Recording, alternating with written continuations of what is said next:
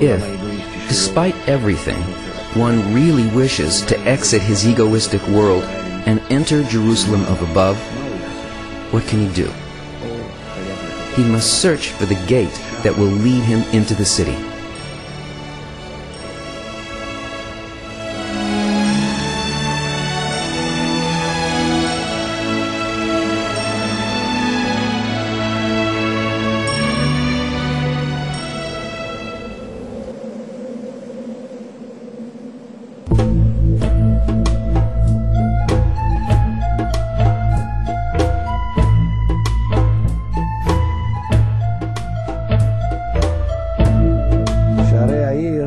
The city gates means a place where if one does his correction against an attribute called gate, then he achieves equivalence of form with a special attribute that is found throughout the wall, and the gate opens up and he enters.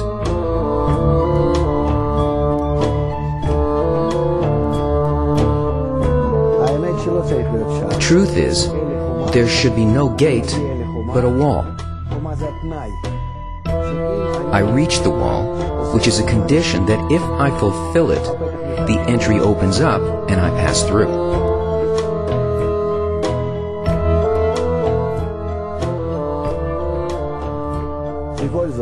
But nonetheless, since there are many conditions around the city, because the city is a collection of many desires, so there are points, special attributes, and if a person equalizes to them, achieves their height, then he enters. Thus, there are special places in the wall that show the main attributes which, once acquired, a person has the right to enter. He has the purity. He gets a masach, a screen, according to the wall, because a wall is a masach, and he moves into the city.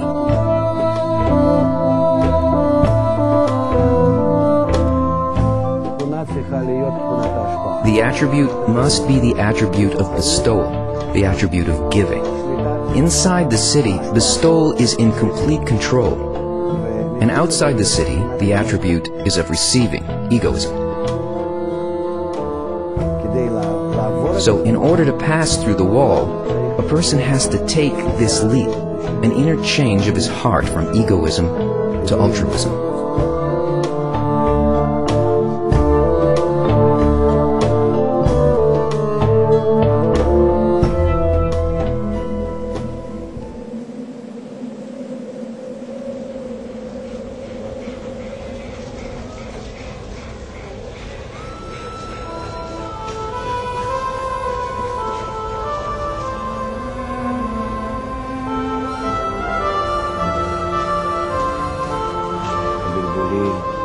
The road by which you approach the spiritual Jerusalem is made of mistakes, confusions, feelings of despair, helplessness.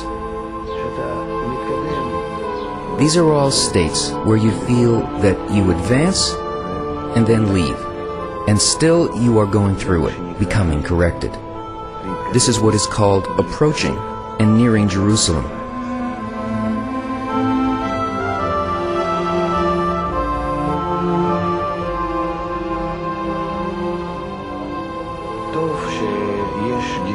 Therefore, it's good that there are mistakes and disturbances that deflect you from the road. It actually gives you an ability to suddenly stand and check yourself. And from this position of yours, aim yourself more accurately towards Jerusalem of above.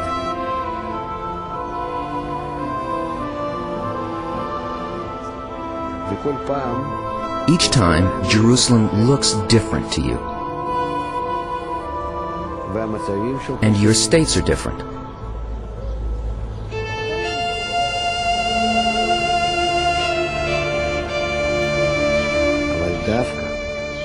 But precisely by all the different forms and situations, the upper city opens to a person.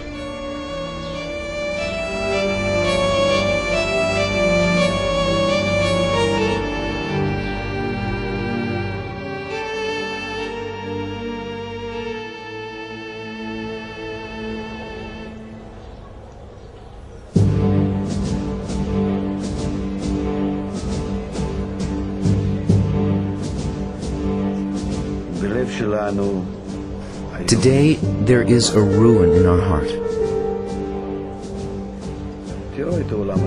Take a look at this world. It's broken to pieces, and it's rocked by wars and suffering.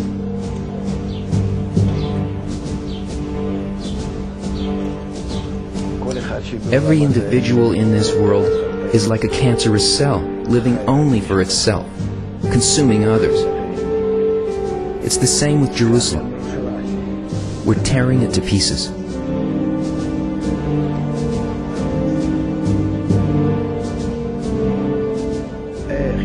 How could it be that in such a state, the attributes of Jerusalem will suddenly awaken? The capital of unity and love. Jerusalem of adhesion, when there's no unity among its residents.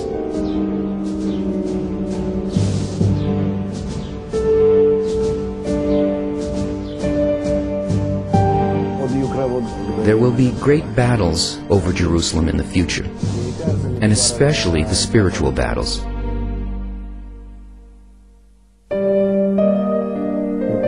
This is because the forces of Klippah, shells, and the forces of Kedusha, holiness, always try to get hold of the place where the upper light should come. And this struggle will not stop until Gemar Tikkun, the end of correction, when the greatest battle will take place, the completion of the Gog and Magog war, which at this very moment is at its climax.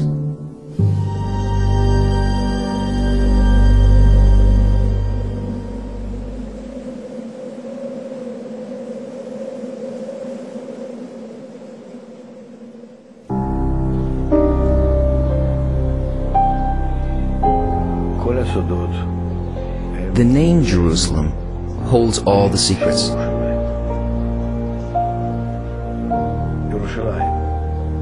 Jerusalem means the highest, corrected, and perfect awe.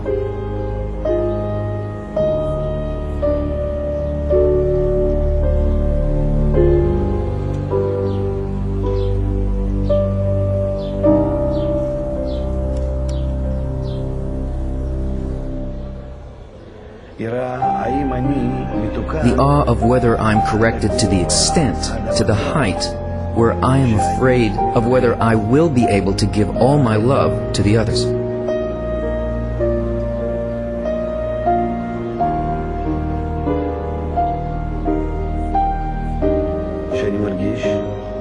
Then, on top of this fear that I feel, the understanding of the method opens up, the system of the lights and forces.